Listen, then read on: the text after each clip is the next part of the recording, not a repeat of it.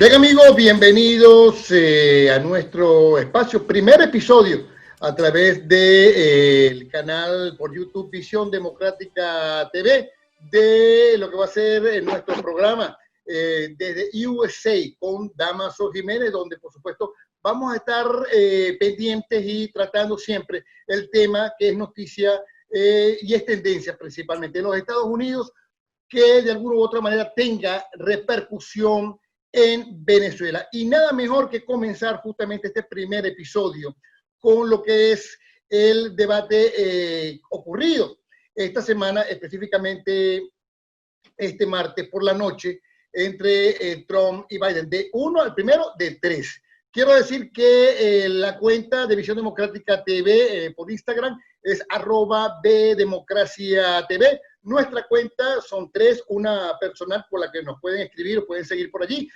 @Dámaso Jiménez en Twitter y en Instagram, y también en nuestras páginas, en nuestras websites, @VenezuelaUSA.org y @Bien Dateado. Nuestros invitados para conversar directo ya con el tema es Jesús Sánchez Melián, lo tienen ahí en pantalla, director del comercio de Colorado, muy conocido porque fue también director en varios medios importantes en Venezuela, entre ellos el diario La Verdad de Maracaibo. Su cuenta, @JesusLuis11. Y Antonio de la Cruz, presidente de Tendencias Interamericanas y miembro del Centro de Estudios Estratégicos e Internacionales, CACE y ACE, en sus siglas en inglés, en Washington. Su cuenta, @AnDeLaCruz. A ver, el tema. Quisiéramos en primer lugar una percepción de lo que muchos, yo tengo algunos titulares de medios importantes sobre lo que fue este debate que protagonizó tanto Trump como Biden cara a cara, allí con el periodista Wallace. Muchos han dicho que fue muy caótico, que hubo muchas interrupciones y que inclusive algunos le tomó, no perdieron inclusive el episodio en el cual hubo malas intervenciones, inclusive, o intervenciones de más por parte del propio moderador. Comenzamos contigo, Antonio. A ver, ¿qué nos dices sobre tu percepción del debate? Bueno, muchas gracias, Dámaso, y un abrazo a Jesús, que estamos aquí compartiendo. Fíjate, la primera impresión es realmente el espectáculo de ayer es realmente penoso para la majestad de un debate presidencial. Venga, pongamos eso como primer elemento. Es un debate que se va a los niveles muy bajos. Logramos ver, como dicen algunos, se fueron al nivel del pelear en el barro. Se quitaron los guantes y se fueron al terreno abajo y se enfrascaron en una lucha. Entonces, si nosotros lo vemos en esa perspectiva, el contenido pierde. O sea, estamos ante un espectáculo. Entonces, los contenidos no fueron relevantes. Aquí fue cómo se arrebataban cada uno, qué decía el uno del otro, cuán te agredía el uno al otro. Entonces, se fue a un nivel muy bajo en ese sentido. No hubo nivel de discusión política. Entonces, voy a dejar eso primero en la mesa, de que es un debate que no brindó discusión de ideas, sino que fue un espectáculo el de ayer. Ok, Jesús, ¿qué nos podrías decir sobre tu percepción? Mira, coincido con Antonio en el sentido de que no hubo discusión de ideas en profundidad. Ahora bien, el asunto es que todos los debates en cualquier parte del mundo y en cualquier época son en primer lugar un espectáculo. Entonces no íbamos a esperar que nos dieran una clase sentados calmadamente y que cada quien hablara y respetara las normas. Sería aburridísimo. Prevaleció el show en todo caso. Pero es que prevalecen todos los debates. Sería aburridísimo ver un debate en el cual cada uno esté parado estrictamente y no alce la voz y no interrumpa. No, yo creo que tuvo mucha sazón. Yo creo que no hubo discusión de ideas, pero hubo una escenificación de ambos candidatos. Trump tenía que ser como el gallito de pelea, eso se lo pedían sus electores, buscaba exacerbar a Biden. El caso de Biden necesitaba mostrar que tenía intelectualidad, que podía dar ideas coherentes y, muy importante, que podía decirle cosas fuertes a Trump, que es lo que estaban esperando algunos. Entonces, creo que en esa medida el debate es altamente exitoso para ambos candidatos, que además cumple las normas tradicionales del debate, y creo que la gente va a ver el segundo y el tercero porque quedó con buen sabor. A ver, para Antonio, realmente en este momento, tú que estás en Washington, sabes muy bien que en la política no hay nada espontáneo. Es decir, esto fue un manejo, obviamente, de los asesores. ¿Tú crees que parte del show fue que Biden se atreviera a ofender, a insultar a Trump, y en todo caso Trump de mantener una situación caótica, no solamente con su contrincante que fue Biden, sino con el propio moderador? En ese sentido, si lo vemos, entonces ya partimos el debate. ¿Qué busca el debate? Tenemos que hoy Trump está por debajo de las encuestas, entonces él necesita ganar ese voto de los indecisos. Entonces podríamos pensar que él en este debate podría ir a buscar un mensaje para ver si los indecisos van a su causa, porque él necesita ganar en los estados que permiten obtener la presidencia en Estados Unidos. No el voto popular, porque ya de hecho está descartado el voto popular, no lo va a ganar como sucedió en el 2016 con Hillary Clinton, que ella ganó el voto popular, pero perdió la presidencia. Entonces aquí básicamente Trump lo que está focalizado es ver cómo en esos estados que es más cerrada la diferencia, que son 3 puntos, algunos están empatados, poder avanzar y conseguir gente. Entonces, ¿qué ocurre con el mensaje? Cuando vemos el mensaje de Trump, es un mensaje para esa base que él tiene, que es una base como fanática, una base que busca un mensaje y que ve que su gallo está dando la pelea, porque él necesita en estas 4 semanas que no se puede recorrer el país por el coronavirus, que estas bases salgan a tocar las puertas en estos estados y hagan el trabajo de poder conseguir que un grupo de indecisos voten por él y así poder ganar la presidencia en esta oportunidad. Bueno, basándonos en lo que nos está diciendo Antonio Jesús, creo que todo indica que la situación sigue cerrada, es decir, no hay un ganador claro, a pesar que algunas encuestas han señalado que hay por lo menos 10 puntos de diferencia entre Biden y Trump. Bueno, es que eso hay que aplicar el término deportivo. El juego termina cuando termina. En el último es decir, la encuesta no es la elección. La encuesta nos da una idea a un momento determinado. ¿Cuál es la situación? Un poco lo que decía Antonio es que básicamente en este momento hay 2 circunstancias. La primera, el número de personas indecisas se ha reducido tremendamente. Quiere decir es que en términos de definir una elección, posiblemente no sean los indecisos los que terminen decidiendo la elección. La elección va a estar definida en términos de que cada candidato logre movilizar la mayor cantidad de votos que están en su esfera. Entonces, ¿qué es lo que hizo Trump? Básicamente, en forma muy angustiosa, en algunos casos puede ser escenificada, ya preparada, pero en otros casos hay cierta ansiedad, que manejó 3 casos. Por ejemplo, el insistir que él va a llegar al final con la jueza de la corte, o el caso de que él va a conseguir tener una vacuna para noviembre, o el caso de no querer reconocer elecciones. ¿Por qué dice eso? Eso para un norteamericano promedio en otra época electoral diría, caramba, el candidato se está radicalizando porque siempre hay que hablar en el medio, y cuando llegan los debates los candidatos se vuelven anodinos todos en el medio. Le pasó a todos. Bueno, Trump insiste en una idea radical. ¿Por qué? Porque básicamente necesita movilizar y que cualquier persona que votó ya por él o que está dentro de la esfera de su pensamiento ideológico o del Partido Republicano tenga las ganas de ir a votar. Ese es básicamente lo crítico y por eso es su desempeño ayer. En el caso de Biden igual. Biden necesita que corrientes como los jóvenes o los más en el área, digamos, de más la izquierda, que no están contentos porque fueron derrotados tremendamente en las primarias, se motiven a votar. Ahí tiene Biden un problema y por eso Trump le dijo, bueno, tú tienes que decir que apoyas la ley y el orden, pero no lo dices porque la izquierda te va a descalificar, o que digas que metan preso a los que protestan.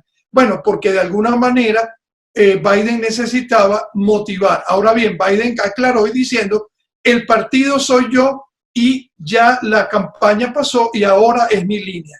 Pero bueno, un poco eso, o sea, buscando fortalecer la base, porque hay muchos menos electores indecisos en esta ocasión.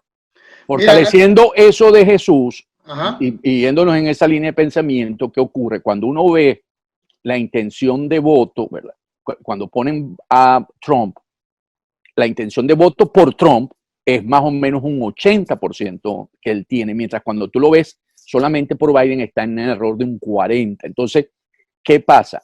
Pero cuando tú agregas anti-Trump es donde Biden sube. Entonces, nosotros, eso que está fortaleciendo ahí Jesús, de que el votante de Trump es un patria o muerte y va a salir, y precisamente ese es el enfoque de él ayer, fortalecer eso, porque él necesita que la gente de él salga y por eso él ha hecho una gran campaña contra el voto por correo, porque él sabe que el día de la votación su electorado va a salir a votar, mientras que los demócratas en eso no tienen esa fortaleza porque el candidato de ellos no despierta esa pasión que despierta Trump en su electorado. Entonces ellos por eso insisten en el voto electoral, porque ellos saben que por el mismo día puede ser que no salgan a todos, que eso le pasó a Hillary Clinton y por eso también Hillary perdió en el 16. No todos los votos que Hillary supuestamente iba a obtener salieron ese día y perdió en los estados críticos. Ahora, y quisiera reforzar con lo que está diciendo Jesús, con respecto a uno de los temas principales que le da ventaja ciertamente a Trump, como es la ley y el orden, el tema de las protestas, el tema de el racismo que fue acusado constantemente por parte de Biden, inclusive lo llamó mentiroso en cuanto a algunos planteamientos sobre este tema, ¿no? Pero Trump trató de defenderse, o lo vimos así, con respecto pues, a cuestionar que en todo caso ha sido concreto su defensa de los Estados Unidos y de todo lo que tiene que ver con el respeto hacia las instituciones de los Estados Unidos, este tipo de protestas. ¿Cómo viste esa defensa, por ejemplo, en ese lado de la ley y el orden? Y también, por supuesto, el otro tema, el tema del coronavirus, donde prácticamente Biden responsabilizó fuertemente a Trump de no haber tomado las decisiones a tiempo. Mira, básicamente sobre lo primero, ¿no? La ley y el orden. La ley y el orden es un tema, una espada de doble filo. ¿En qué sentido? Toda esa circunstancia que explotó en el mes de mayo en los Estados Unidos ha permitido precisamente que se movilizaran electores africano-americanos o ese sector crítico norteamericano que, por ejemplo, es fundamental en estados como Pensilvania o como en Carolina del Norte y Carolina del Sur. En la elección anterior, lo que decía Antonio, los african-americanos no votaron en forma fundamental por Hillary Clinton y Hillary Clinton perdió Pensilvania. Entonces, ¿qué pasa? Que estas protestas han hecho que, y el tema, todo se radicaliza el tema, se radicaliza. Ha hecho que ese segmento de población está ahora mucho más fortalecido en apoyo a Joe Biden. Por otro lado, todo lo que ha sido la situación hispana, igualmente por toda la situación migratoria, ha también movilizado a sector, digamos, latino. Hay excepciones. La excepción es la comunidad venezolana, que son básicamente trompistas y se han ganado la etiqueta de MAGA solanos. Pero exceptuando a ese grupo, el resto son básicamente, están votando consistentemente por Joe Biden.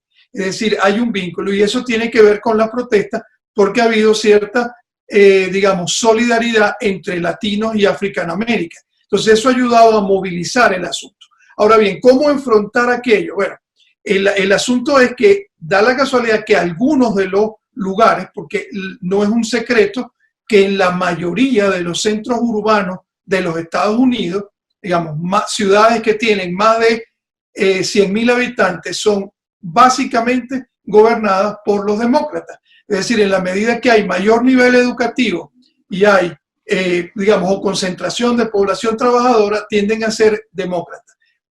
Donde ha habido las protestas es en centros urbanos. que en su mayoría son alcaldes demócratas. No hay correlación en el sentido de decir, ah, bueno, es que ellos lo han estimulado. No, no. Hay una corriente natural, un hecho natural, una explosión natural que está allí y se ha presentado. Se ha presentado en la coyuntura. Ahora bien, ¿qué ha hecho Trump? Aprovecharlo de la mejor manera. ¿Cómo?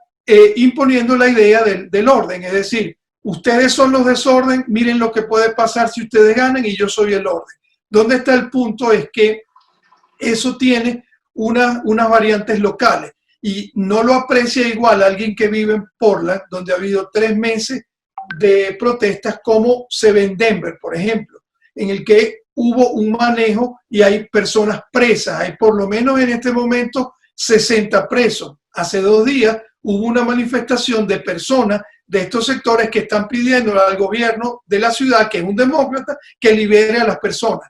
Entonces, cuando Trump dice, no, la ley y el orden, nosotros somos el orden, en algunos casos la gente dice, bueno, esto no es verdad, porque también hay alcaldes que han actuado imponiendo la ley e imponiendo el orden. Entonces, por eso es una cosa muy local y no se puede generalizar. ¿A quién va a favorecer ese tema? No lo sé.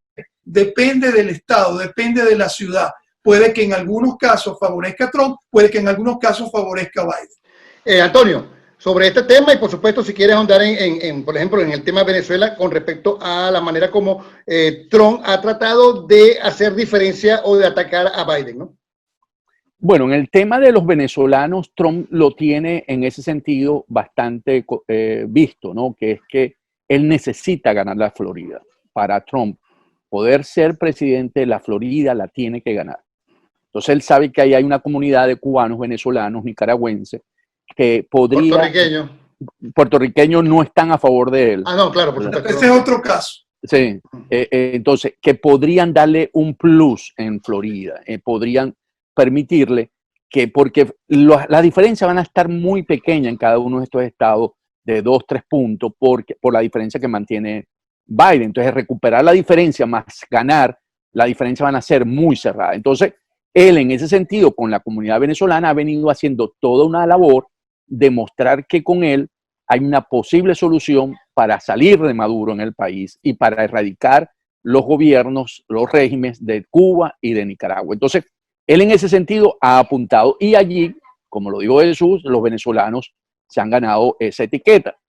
Sin embargo, es permitido. Cuando nos vamos al término de la ley y el orden, es un tema que usa porque él quiere mostrar que, aunque es local, él puede garantizarlo y ser un hombre que puede, un presidente que puede asegurar la estabilidad en el país, mientras que ahí lo está empujando hacia la izquierda un poco a Biden en el término del desorden, de cómo, como la palabra que usamos nosotros, del bochinche, y entonces cómo él no va a garantizar y vamos a tener un país inestable. Entonces, yo creo que esos temas Trump los etiqueta y los va llevando poquito a poco.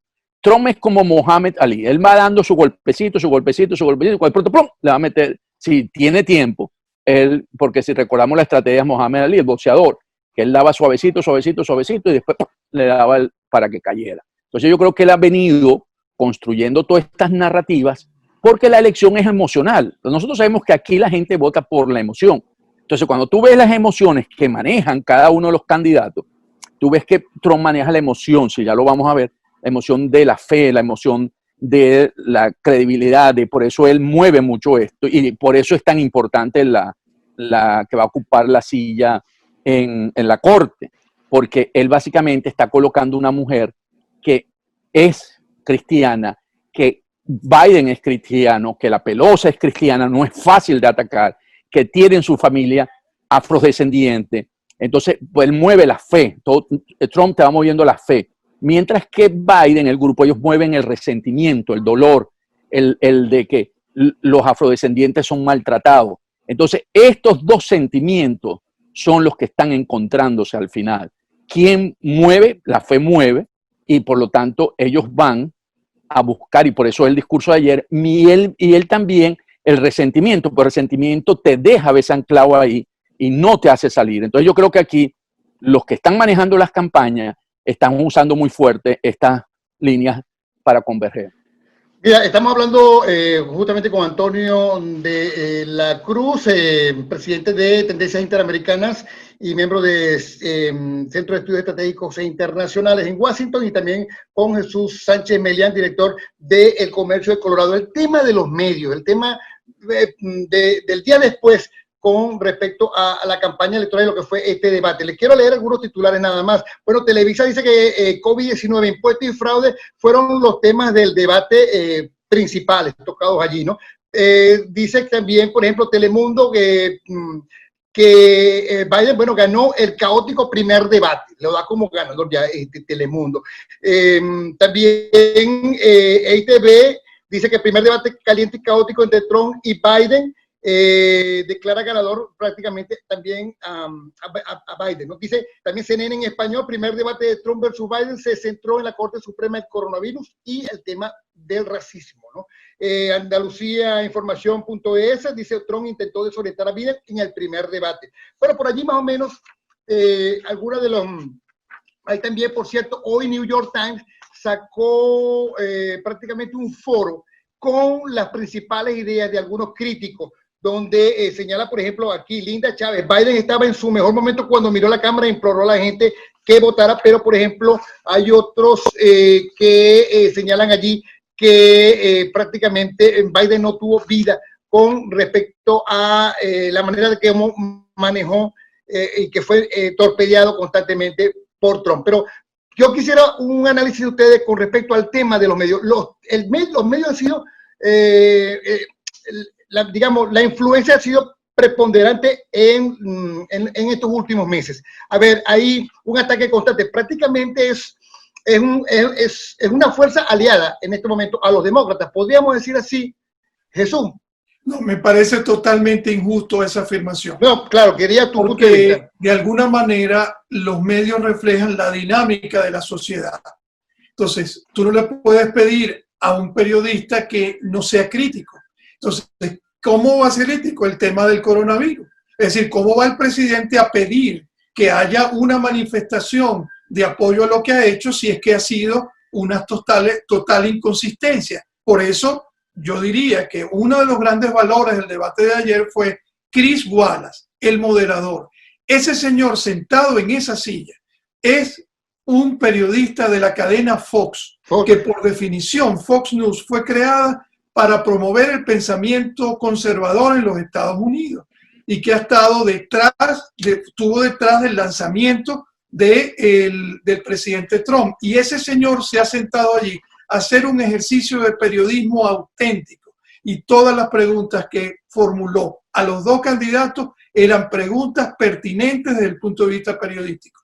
Entonces, ¿qué le dijo en términos del coronavirus? Le dijo, bueno, lo racional, pues, usted está presionando a los científicos, usted los hace caer en contradicciones. Usted no puede decir que va a imponer una vacuna antes del 30 de octubre, cuando todas las compañías han dicho que eso es imposible porque están en un estudio.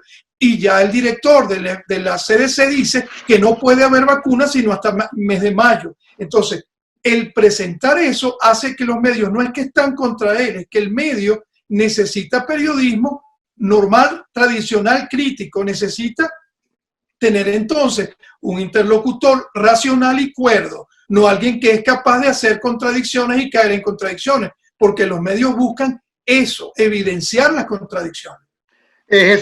Antonio, a ver, tu punto de vista con respecto a el manejo de los medios con respecto a la campaña. Coincido en que los periodistas, su rol es ser crítico ante la gestión de cualquier gobierno. Y si gana mañana Biden, los periodistas deberían ser críticos de Biden. Lo que pasa es que en los medios también está la línea editorial. Y en ese sentido, las líneas editoriales de los periódicos más liberales sí han tenido una campaña orientada hacia Trump desde que llegó a la presidencia. Porque Trump en ese sentido también ha tenido un enfrentamiento contra esos periódicos, contra el dueño del Washington Post, contra que es, por cierto, el dueño de Amazon, y contra el dueño del New York Times. Contra esos grupos él ha tenido un enfrentamiento. Entonces, sí ha habido pero la labor de los periodistas es investigar y mostrar la verdad, porque es la manera, sobre todo en una época de la posverdad, donde cada uno construye su marco de referencia y su objetividad de acuerdo a lo que ve y en las redes sociales. Entonces, yo creo que aquí Trump sí ha tenido unas líneas editoriales que le han todo, desde que asumió la presidencia, ido acusando sin dejarlo actuar en términos de darle el beneficio de la duda, porque definitivamente él también es un carrito chocón que pelea con todo el mundo. Sí, una vez, inclusive creo que fuiste tú en una oportunidad, en una entrevista, dijiste, el peor enemigo de Trump es Trump, o por lo menos en la verborrea de Ron, ¿no? Y bueno, hablando de los medios, durísimo y pertinente, en todo caso, la crítica que fue publicada el domingo pasado por el New York Times, de la cual se habló justamente también en el debate con respecto al tema de los impuestos, ¿no? A ver, nos quedan 10 minutos. Un poco para explicar, ya para finalizar, lo que va a ser este proceso. Faltan prácticamente 32 días. Este es un proceso sui generis con respecto a lo que ya conocemos o lo que ocurre en nuestros países. Bueno, no tanto Venezuela, porque ya sabemos lo que ocurre, lo que está pasando en Venezuela con respecto a la ilegitimidad en algunos casos de las instituciones, pero en este caso, a veces no se trata del voto popular, se trata del tema de los colegios electorales. ¿Nos puedes explicar un poco eso brevemente para que dé tiempo también a unas últimas palabras para Antonio La Cruz? Nos quedan 10 minutos.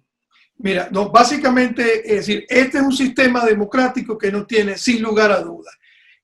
Parte de la técnica, digamos, electoral incluye los colegios electorales.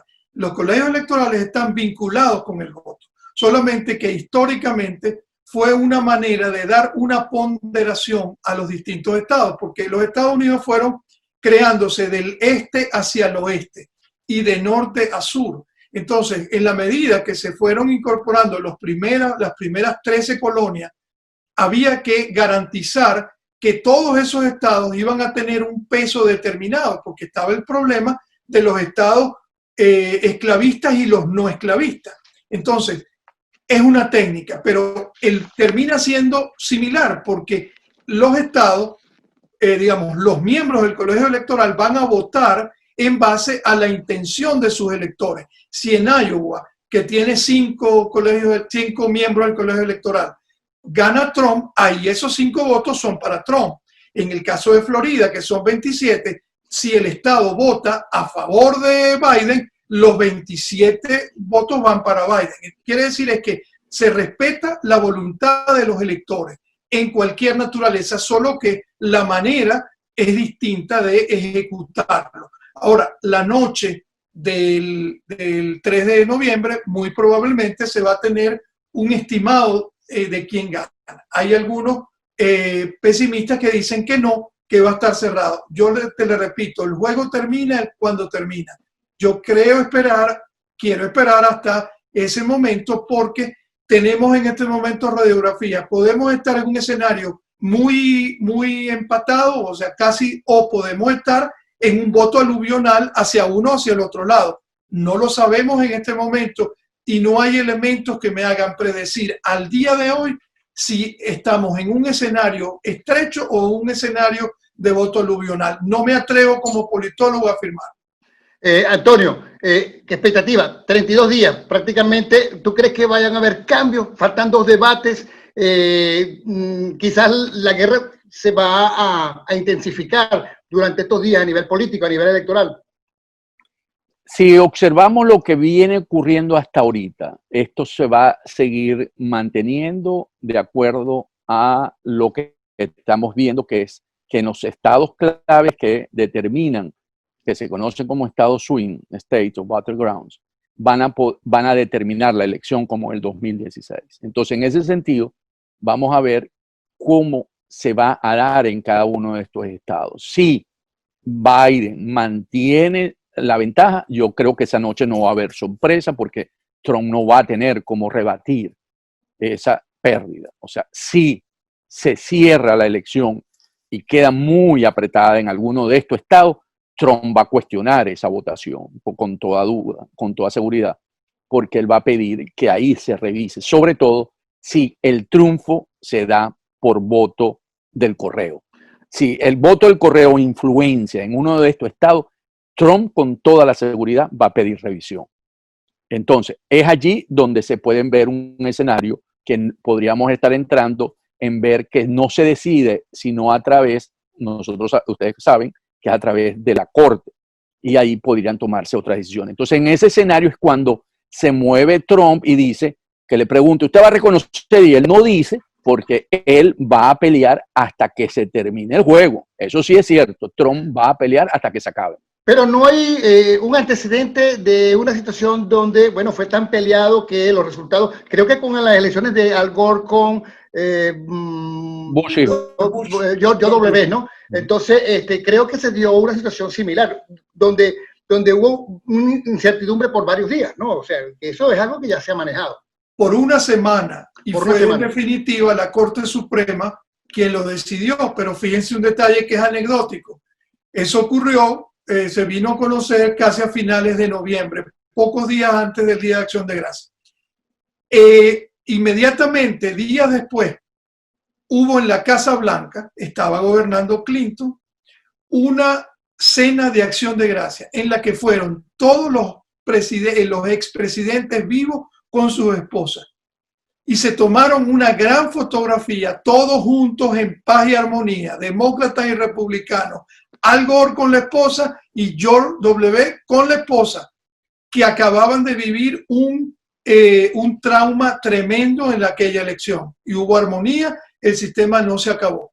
Eso es una gran lección en el sentido de que aquí no es que se terminan y se rompen los puentes, no. Esto es una economía, una democracia estable, que deberíamos ir allá. Y si por casualidad alguien quiere pasar del show al punto de llamar y crear violencia a cualquiera de los dos lados, hay que condenarlo, porque el voto es sagrado. Este país tiene maneras de verificar quién gana, cómo gana, inclusive sin necesidad de llegar a la Corte. Y si se llegara a la Corte, tiene que hacerse de manera correcta. Pero no se tiene que llevar en un proceso como este en paz y armonía y seguridad y tranquilidad.